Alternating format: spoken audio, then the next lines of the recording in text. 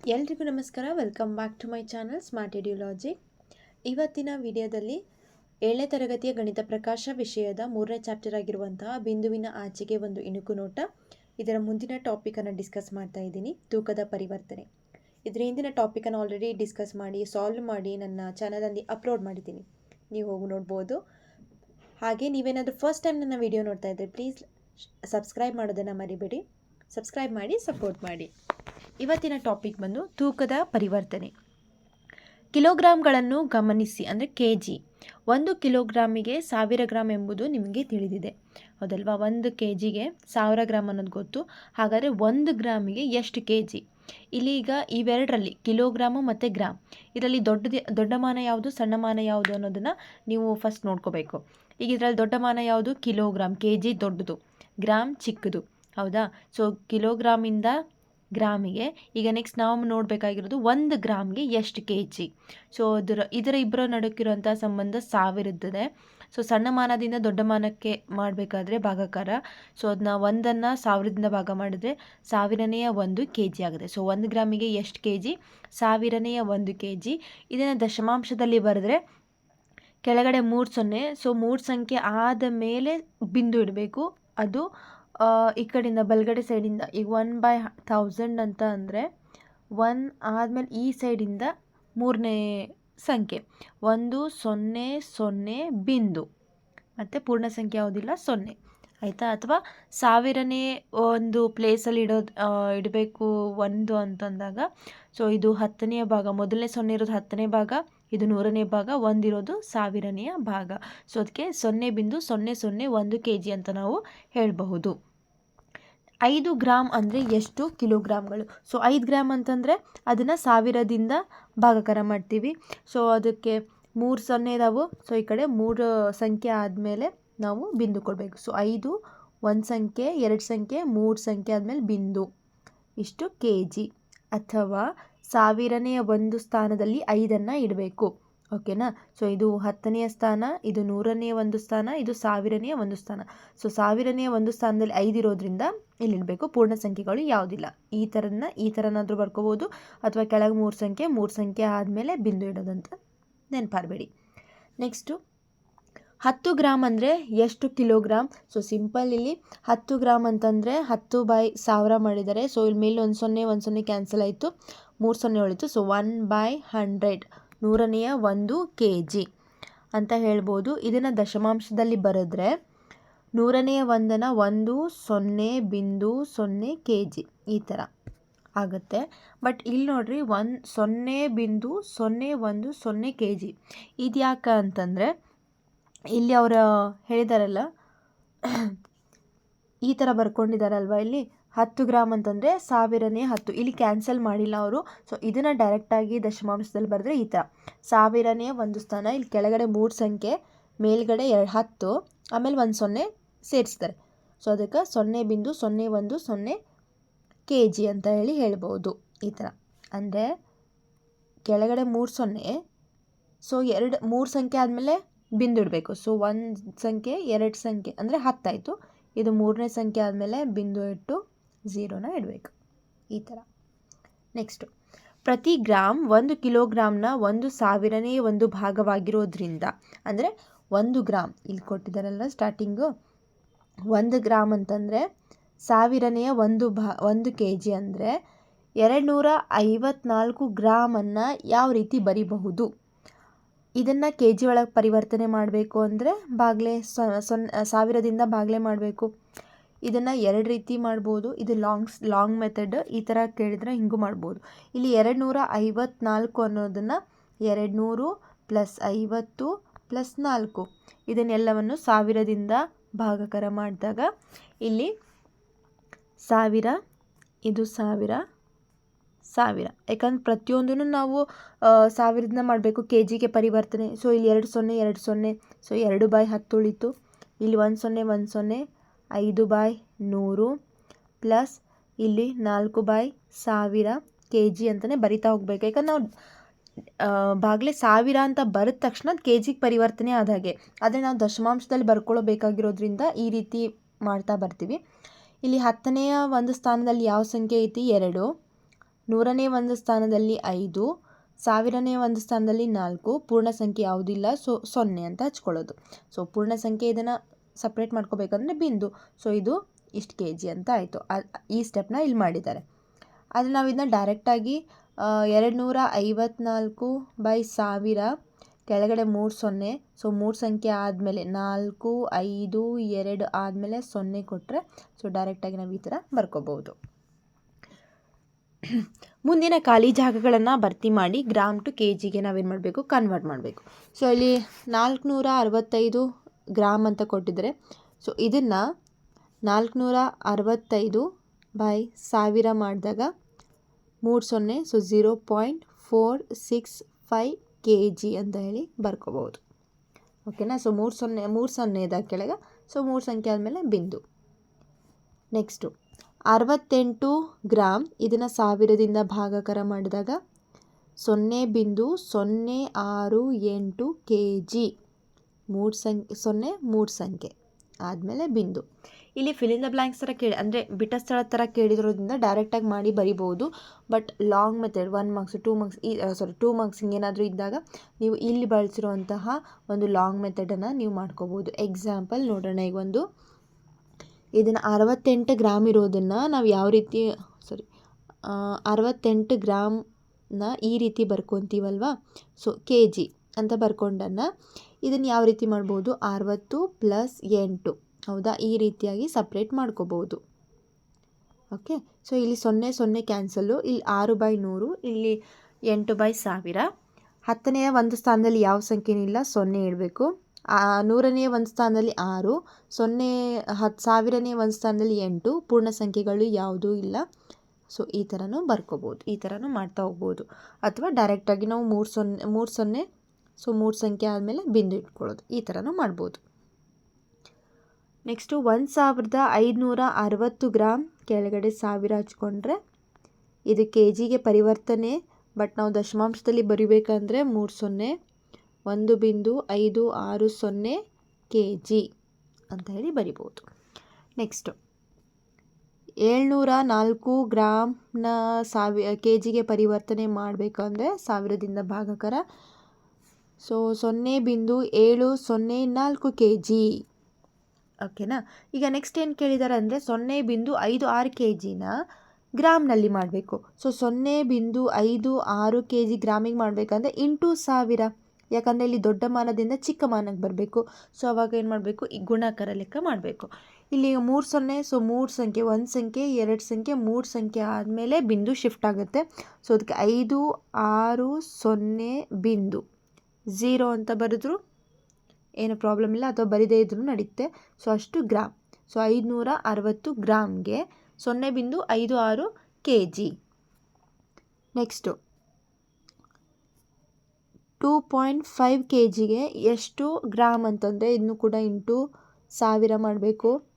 So 3 0, so 2 5, 1 0 ಬಿಂದು ಒಂದ್ಸಲಿ ಬಂತು, ಇನ್ನೊಂದು ಸಲ 2 ಸಲ 3 ಸಲ ಬಂದರೆ ಇಲ್ಲಿಗೆ ಬರುತ್ತೆ. ನೆಕ್ಸ್ಟ್ ಮುಂದೆ 0 ಇಟ್ಕೊಂಡು ನಡೀತಾ, ಇಲ್ಲಾಂದ್ರೂ ನಡೀತೆ. ಸೊ 2500 ಗ್ರಾಮ್ ಅಂತ ಬರುತ್ತೆ.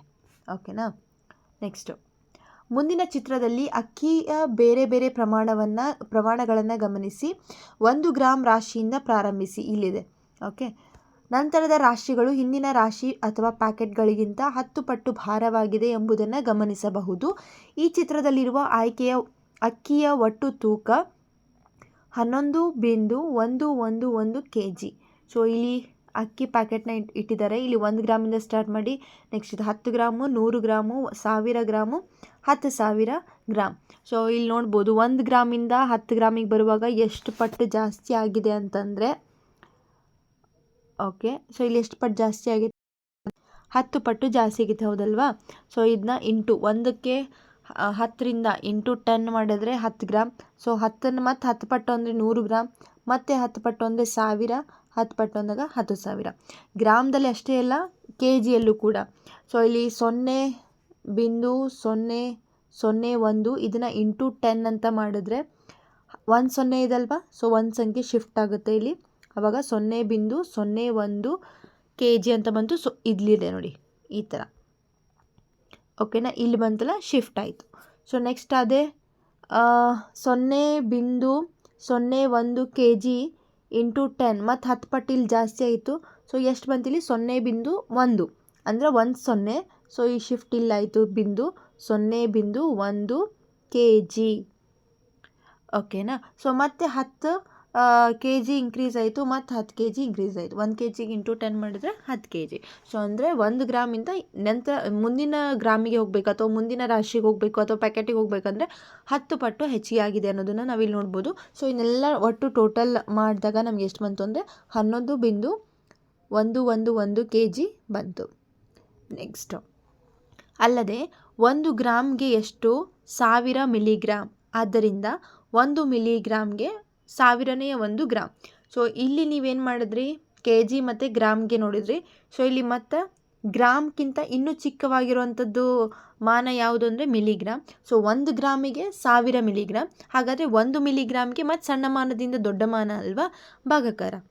So 1 ಮಿಲಿಗ್ರಾಮ್ಗೆ 1000ನೇ gram. ಇದು ಇದಕ್ಕಿಂತನೂ ಚಿಕ್ಕದು, ಗ್ರಾಮ್ಗಿಂತನೂ ಚಿಕ್ಕದಾಗಿ ಬರುತ್ತೆ. ಸೊ ಇದನ್ನು 1000ನೇ ಮಾಡಿದಾರಂದರೆ 3 0 ಇದಾವೆ. ಸೊ 3 ಸಂಖ್ಯೆ ಆದಮೇಲೆ ಬಿಂದು ಕೊಟ್ಟರೆ ಗ್ರಾಮ್ಗೆ ಪರಿವರ್ತನೆ ದಶಮಾಂಶದಲ್ಲಿ ಬರಿಬಹುದು. ನೆಕ್ಸ್ಟ್ ಬರೋದು ರೂಪಾಯಿ ಪೈಸೆ ಪರಿವರ್ತನೆ. ನೀವು ಪೈಸಾ ಬಗ್ಗೆ ಕೇಳಿರಬಹುದು. ಓಕೆ, ನೀವು ಕೇಳಿರ್ತೀರಾ. ಸೊ 100 ಪೈಸೆಗೆ 1 ರೂಪಾಯಿಗೆ ಸಮ. ಹೌದಾ, 1 ರೂಪಾಯಿಗೆ ಎಷ್ಟು ಪೈಸೆ ಆಗುತ್ತೆ ಅನ್ನೋದು ಗೊತ್ತು ನಿಮಗೆ. 100 ಪೈಸೆ. ರೂಪಾಯಿಗಳಿಗೆ ನಾಣ್ಯ ಮತ್ತು ನೋಟ್ಗಳು ಇರುವುದರಿಂದ ಪೈಸೆಗಳಿಗೆ ನಾಣ್ಯಗಳನ್ನು ಇತ್ತೀಚಿನವರೆಗೆ ಸಾಮಾನ್ಯವಾಗಿ ಉಪಯೋಗಿಸುತ್ತಿದ್ದೆವು. 1 ಪೈಸೆ, 2 ಪೈಸೆ, 3 ಪೈಸೆ, 5, 10, 20 ಪೈಸೆ, 25 ಪೈಸೆ ಮತ್ತು 50 ಪೈಸೆ ನಾಣ್ಯಗಳಿದ್ದವು. ಸೊ ನೀವು ಕೇಳಿರ್ಬೋದು 8 ಆಣೆ 4 ಆಣೆ ಅಂತ ಕೇಳಿರ್ತೀರಾ. ಓಕೆ, ಕೇಳಿಲ್ಲ ಅಂದರೆ ನೀವು 1 ರೂಪಾಯಿಂದ ಸ್ಟಾರ್ಟ್ ಆಗಿರುವಂಥ ಜನ್ರೇಷನ್. ಸೊ ಇನ್ನು ಹಿಂದೆಲ್ಲ ಏನು ಯೂಸ್ ಮಾಡ್ತಿದ್ವಿ, 8 ಆಣೆ 4 ಆಣೆ ಅಂತ. ಇದಕ್ಕೆ 25 ಪೈಸೆಗೆ 4 ಆಣೆ, ಇದಕ್ಕೆ 8 ಆಣೆ ಅಂತ ಹೇಳಿ ಕರಿತಿದ್ವಿ. ಈ ಥರದ್ದು ಪೈಸೆಗಳನ್ನೆಲ್ಲ ಏನು ಮಾಡ್ತಿದ್ರು ಮುಂಚೆ ಬಳಸ್ತಾಯಿದ್ರು. ಇಲ್ಲಿರೋ ಕೊಟ್ಟಿರೋ ಅಂಥವೆಲ್ಲ ಏನು ಪೈಸೆಗಳದ್ದು ಕಾಯಿನ್ಸ್, ಈ ಥರದ್ದು ಇದ್ದು ಕಾಯಿನ್ಸ್. 2011ರಲ್ಲಿ 25 ಪೈಸೆ ಮತ್ತು ಅದಕ್ಕಿಂತ ಕಡಿಮೆ ಬೆಲೆಯ ಎಲ್ಲ ನಾಣ್ಯಗಳನ್ನು ಬಳಕೆಯಿಂದ ತೆಗೆದುಹಾಕಲಾಯಿತು. ಆದರೆ ನಾವು ಬಿಲ್, ಖಾತೆಯ ವಿವರ ಇತ್ಯಾದಿಗಳಲ್ಲಿ ಪೈಸೆಗಳನ್ನು ಇನ್ನೂ ನೋಡುತ್ತಿದ್ದೇವೆ. ಅಂದರೆ 2011ರಲ್ಲಿ ಏನು ಮಾಡಿದ್ರು ಅಂದರೆ 25 ಪೈಸೆ ಮತ್ತು ಅದಕ್ಕಿಂತ ಕಡಿಮೆ ಅಂದರೆ 1, 2, 3, 5, 10, 20 ಪೈಸೆ, 25 ಪೈಸೆನ ಇದನ್ನೆಲ್ಲ ಏನು ಮಾಡೋದು ತೆಗೆದುಬಿಟ್ರು. ಎಲ್ಲಿಂದ ಸ್ಟಾರ್ಟ್ ಆಯಿತು ನಾವು ಉಪಯೋಗಿಸಿರುವಂಥ ಕಾಯಿನ್ ಅಂದರೆ 50 ಪೈಸೆದಿಂದ ಸ್ಟಾರ್ಟ್ ಆಯಿತು. ಆಮೇಲೆ ಈಗ ಇತ್ತೀಚಿನ ದಿನಗಳಲ್ಲಿ 50 ಪೈಸೆ 8 ಆಣೆ ಅನ್ನೋ ಕಾಯಿನ್ ಕೂಡ ಹೋಯಿತು, 1 ರೂಪಾಯಿದಿಂದ ಸ್ಟಾರ್ಟ್ ಆಗ್ತಿದೆ. ಓಕೆನಾ. ಸೊ ನಾವೆಲ್ಲ ನಾನು ಕೂಡ ಏನು ಮಾಡಿದ್ದೀನಿ 50 ಪೈಸೆ 8 ಆಣೆನ ಬಳಸಿದ್ದೀವಿ. ಸೊ ನಮಗಿಂತ ನಮ್ಮ ಪೇರೆಂಟ್ಸ್ ಎಲ್ಲ ಏನು ಮಾಡಿದರೆ ಈ ಕಡಿಮೆ 1 ಪೈಸೆ 2 ಪೈಸೆ 5 ಪೈಸೆ 10 ಪೈಸೆ ಇದನ್ನೆಲ್ಲ ಅವರು ಬಳಸಿದ್ರು. ಓಕೆ, ಆದರೆ ಇನ್ನೂ ನಾವೇನು ಮಾಡ್ತಿದ್ದೀವಿ ಬಿಲ್ಲಲ್ಲಿ, ಈಗ ಫೋನ್ ರಿಚಾರ್ಜ್ ಮಾಡುವಾಗಲಿ ಯಾವುದಾದ್ರೂ ಶಾಪಿಂಗಲ್ಲಿ ಹೋದಾಗ ಬಿಲ್ಲಲ್ಲಿ ನೋಡೋದಾಗಲಿ ನಾವು 1 ಪೈಸೆನ ಅನ್ನೋದನ್ನು ಇನ್ನೂ ಬಳಕೆಯಲ್ಲಿ ಇದೆ. ಓಕೆ, ಈಗ 1 ರೂಪಾಯಿಗೆ ಎಷ್ಟು ಪೈಸೆ ಅಂದ್ವಿ 100 ಪೈಸೆ. ಹಾಗಾದರೆ 1 ಪೈಸೆಗೆ 100ನೇ ಭಾಗ ಅಲ್ವಾ ಅದು. ಸೊ 100ನೇ ರೂಪಾಯಿ. ಸೊ ಪೈಸೆಗೆ ಮತ್ತು ರೂಪಾಯಿಗೆ ಇರುವಂಥದ್ದು ಇಲ್ಲಿ ನಂಬರ್ ಯಾವುದು 100 ಸಂಬಂಧ. ಸೊ ಈ ಪೈಸೆದಿಂದ ರೂಪಾಯಿಗೆ ಪರಿವರ್ತನೆ ಮಾಡುವಾಗ ಭಾಗಾಕಾರದಲ್ಲಿ ಮಾಡಬೇಕು. ಭಾಗಾಕಾರ 100ರಿಂದ ಭಾಗಾಕಾರ. ರೂಪಾಯಿಯಿಂದ ಪೈಸೆಗೆ ಮಾಡಬೇಕಂದ್ರೆ ಗುಣಾಕಾರ ಮಾಡಬೇಕು. ಯಾವುದರಿಂದ 100ರಿಂದ. ಸೊ ಇದನ್ನು ದಶಮಾಂಶದಲ್ಲಿ ಬರೆದಾಗ 0.01 ರೂಪಾಯಿ. ಪ್ರತಿ ಪೈಸೆಯು 1 ರೂಪಾಯಿಯ 100ನೇ ಭಾಗ ಆಗಿರೋದ್ರಿಂದ ಅಂದರೆ 1 ಪೈಸೆ 2 ಪೈಸೆ ಈ ಥರ 100 ಪೈಸೆಗಳು ಸೇರಿದ್ರೆ 1 ರೂಪಾಯಿ ಆಗ್ತಿತ್ತು. ಹಾಗಾದರೆ 75 ಪೈಸೆಗೆ ಎಷ್ಟು ರೂಪಾಯಿ? ಸಣ್ಣ ಮಾನದಿಂದ ದೊಡ್ಡ ಮಾನಕ್ಕೆ ಹೋಗಬೇಕಂದ್ರೆ ಭಾಗಾಕಾರ 100ರಿಂದ ಭಾಗಾಕಾರ ಮಾಡಿದಾಗ ಇಲ್ಲ ಡೈರೆಕ್ಟಾಗಿ ಮಾಡ್ಬೋದು ಅಥವಾ ಈ ಥರ ಸ್ಟೆಪ್ಪಲ್ಲಿ ಮಾಡ್ಬೋದು. 75 ಅನ್ನೋದನ್ನು 70 ಮತ್ತು 5 ಥರ ಸಪ್ರೇಟ್ ಮಾಡ್ಕೊಂಡಿದ್ದಾರೆ. 100ನೇ 70 ಹಾಗೆ 100ನೇ 5 ಮಾಡಿಕೊಂಡು ಇವೆರಡು 0 ಕ್ಯಾನ್ಸಲ್ ಆಗುತ್ತೆ. ಆಯಿತಾ, ಇದನ್ನು ಕ್ಯಾನ್ಸಲ್ ಆದರೆ 1 0 ಕ್ಯಾನ್ಸಲ್ ಆದರೆ ಇಲ್ಲೂ ಕೂಡ ಹೋಗಬೇಕದು, ಮಿಸ್ಟೇಕ್ ಆಗಿದೆ ಪ್ರಿಂಟು. So 7/10 plus 5/100. 10ನೇ ಸ್ಥಾನದಲ್ಲಿ 7 ಐತಿ, 100ನೇ ಸ್ಥಾನದಲ್ಲಿ 5 ಐತಿ. ಸೊ ಪೂರ್ಣ ಸಂಖ್ಯೆಗಳು ಯಾವುದೂ ಇಲ್ಲ. ಸೊ ಆದ್ದರಿಂದ 0.75 ರೂಪಾಯಿ. ಸೊ 75 ಪೈಸೆಗೆ ಎಷ್ಟು ರೂಪಾಯಿ 0.75 ರೂಪಾಯಿ. ಈಗ ಇಲ್ಲಿ ಫಿಲ್ ಇನ್ ದ ಬ್ಲ್ಯಾಂಕ್ಸ್ ಅಂದರೆ ಬಿಟ್ಟ ಸ್ಥಳಗಳನ್ನ ತುಂಬಬೇಕೀಗ ರೂಪಾಯಿ ಮತ್ತು ಪೈಸೆಯನ್ನು. 10 ಪೈಸೆ ಅಂದರೆ ಎಷ್ಟು ರೂಪಾಯಿ? 10 ಪೈಸೆ ರೂಪಾಯಿಗೆ ಮಾಡಬೇಕು ಅಂತಂದರೆ ಭಾಗಾಕಾರ 100ರಿಂದ ಭಾಗಾಕಾರ ಮಾಡಬೇಕು. ಸೊ 0 ಕ್ಯಾನ್ಸಲ್ ಆಯಿತು. 10ನೇ 1 ಅಂದರೆ 0.1 ರೂಪಾಯಿ. ಸೊ ಈ ರೂಪಾಯಿನ ಬರಿಬೇಕು ಅಂದರೆ ಅದಕ್ಕೆ ಒಂದು ಚಿಹ್ನೆ ಇದೆ ಈ ಥರ. ಸೊ ರೂಪಾಯಿ 0.1 ಅಂತ ಬರಿಬೋದು. ನೆಕ್ಸ್ಟು ಇಲ್ಲಿ ರೂಪಾಯಿಲಿ ಕೊಟ್ಟಿದ್ದಾರೆ 0.05 ರೂಪಾಯಿ.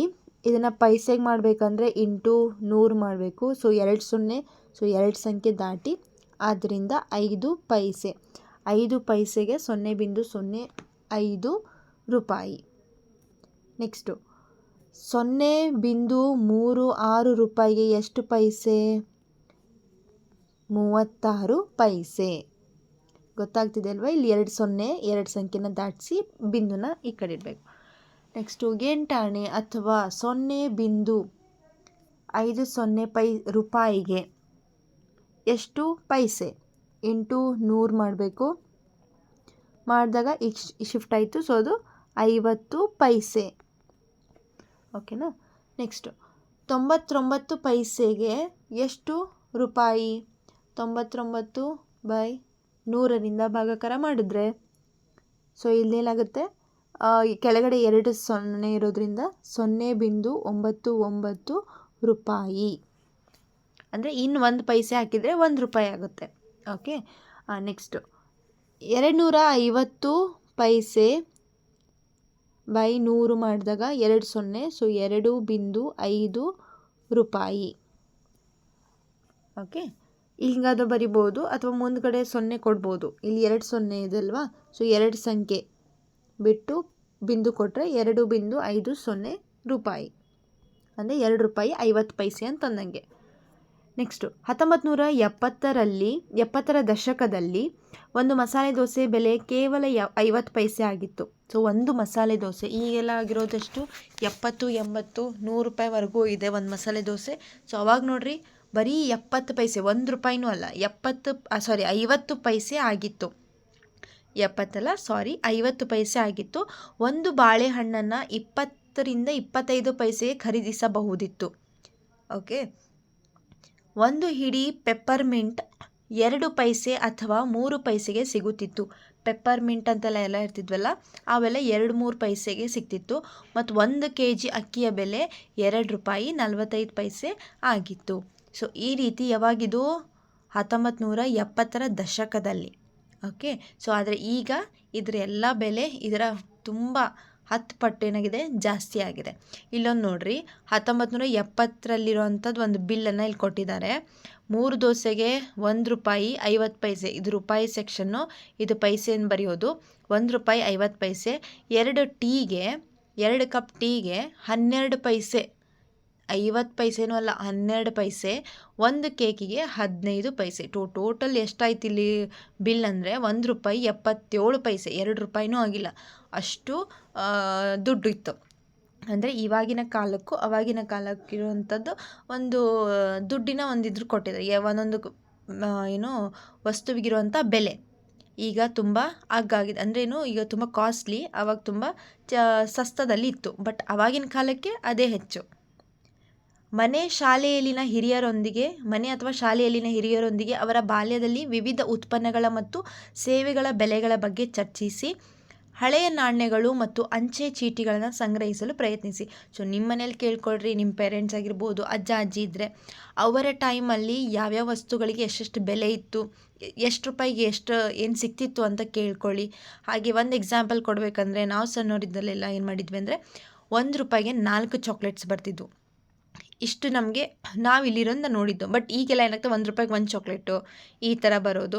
ಹಾಗೆ ನಿಮಗೇನಾದರೂ ಅಂಚೆ ಚೀಟಿ ಅಂದರೆ ಸ್ಟ್ಯಾಂಪ್, ಇವೆಲ್ಲ ಸ್ಟ್ಯಾಂಪ್ ಅಂತ ಯೂಸ್ ಮಾಡ್ತಿದ್ವಿ. ಈ ಥರದ್ದೇನೋ ಸ್ಟ್ಯಾಂಪ್ ಏನಾದರೂ ಇತ್ತಂದರೆ, ಒಬ್ಬೊಬ್ಬರಿಗೆ ಕಲೆಕ್ಟ್ ಮಾಡುವಂತಹ ಹಾಬಿ ಇರುತ್ತೆ, ಹವ್ಯಾಸ ಅವ್ರಿಗೆ.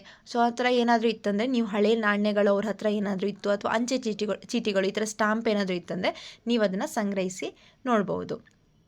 ಹಾಗೆ ಇವತ್ತಿನ ಟಾಪಿಕ್ ಇಲ್ಲಿಗೆ ಮುಗೀತು. ನೆಕ್ಸ್ಟ್ ಟಾಪಿಕನ್ನು ನೆಕ್ಸ್ಟ್ ವಿಡಿಯೋದಲ್ಲಿ ಕಂಟಿನ್ಯೂ ಮಾಡ್ತೀನಿ. ಈ ವಿಡಿಯೋ ನಿಮಗೆ ಇಷ್ಟ ಆಗಿದೆ ಪ್ಲೀಸ್ ಲೈಕ್ ಮಾಡಿ, ಶೇರ್ ಮಾಡಿ, ಹಾಗೆ ಸಬ್ಸ್ಕ್ರೈಬ್ ಮಾಡೋದನ್ನು ಮರಿಬೇಡಿ. ಪ್ಲೀಸ್ ಸಬ್ಸ್ಕ್ರೈಬ್ ಮಾಡಿ, ಸಪೋರ್ಟ್ ಮಾಡಿ. Thank you so much for watching.